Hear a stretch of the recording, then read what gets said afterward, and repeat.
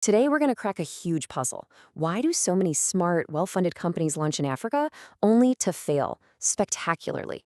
The answer you'll find isn't in some spreadsheet. It's on the ground. And we're going to uncover the secret to cracking that code. So you might want to grab your magnifying glass. Our investigation starts right now. So let's just start with that central question, the big one. Why does this happen over and over again?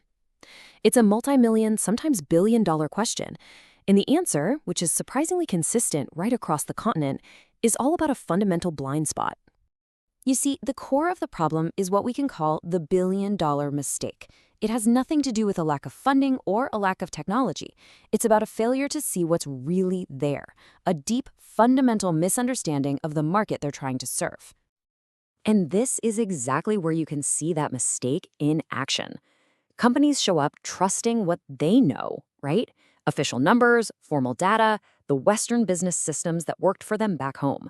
But in doing that, they completely ignored the forces that actually run the local economy. The massive informal sector, the unwritten cultural rules, and the real community leaders whose influence matters more than any CEO's title. So how do you avoid this trap? Well, the solution requires a complete mindset shift. You have to stop being just an analyst sitting behind a desk and start being a detective. A business detective, to be exact. This new method actually has a name: Africa Market Fieldwork. And look, this isn't about sending out remote surveys or running focus groups in some sterile office. No, this is about getting your boots on the ground. It's about going into actual communities to see with your own eyes how people really live, how they earn, and how they make their decisions. The best way to think of it is like this. You're becoming a culture-smart business detective. Your mission isn't just to collect a bunch of facts. It's to understand the context, the culture, and the human behavior that's driving those numbers. This is where the real intelligence is hiding. Okay, so every good detective knows what clues to look for, right? For our investigation into African markets, there are 5 crucial clues that, if you follow them, will lead you straight to the truth. Let's dig into the first one. First up, the real economy. You know, the official, documented economy that shows up in reports is often just the tip of the iceberg. The real economic engine, the one that employs the most people and moves the most goods every single day, is informal. So what does that look like on the ground? Well, it's the vibrant, organized chaos of a city market. It's the street vendors, it's the market women who are absolute pillars of their communities. It's the thousands of motorbike taxis, you might know them as Okadas or bodabodas, and the countless little shops and youth-run phone businesses. This is where the action is. The second clue for any good detective is to follow the money. Understanding how people actually pay for things is absolutely critical. And spoiler alert, it's rarely as simple as just cash or credit cards. The way value moves around is much more complex and, honestly, a lot more creative. Sure, cash is still king, but you've got mobile money giants like M-Pesa or Wave completely changing the game. Then you have these amazing layers of trust-based systems, like getting credit from a local shopkeeper you've known for years, or being part of community savings groups. Your job, as the detective, is to figure out just how big each of these slices really is. Now, our third clue looks beyond money to something that's even more valuable. You see, in so many communities, trust and relationships are worth far more than any legal document or formal contract ever could be. Figuring out who people trust, well, that's everything. The real influencers aren't always who you'd expect from the outside. It could be a village chief, a pastor or an imam, a family elder, or a highly respected market leader.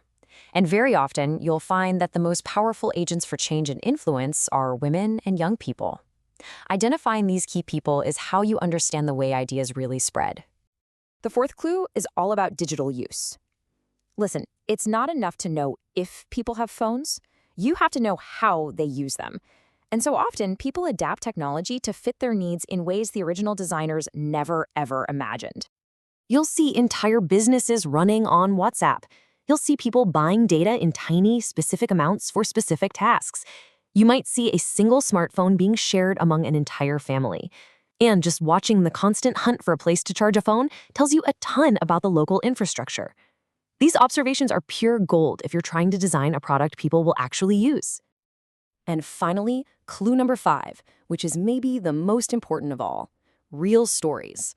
You see, data can tell you what is happening, but it's the stories from real people that tell you why.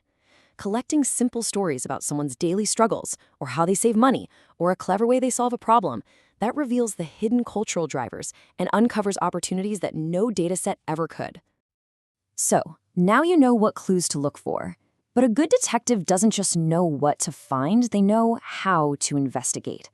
They operate by a strict code of engagement, a set of rules. And this code, well, it's non-negotiable. It's built on a foundation of respect for leaders, for local customs like proper greetings. It's about asking simple, open questions without ever assuming you already have the answer. You learn to observe what people actually do, not just what they say they do. But above all else, you have to approach every single interaction with humility. Because in this scenario, you are the student and the community is the teacher. All right, let's connect the dots here. This whole thing isn't just about collecting interesting facts to tell your friends back home.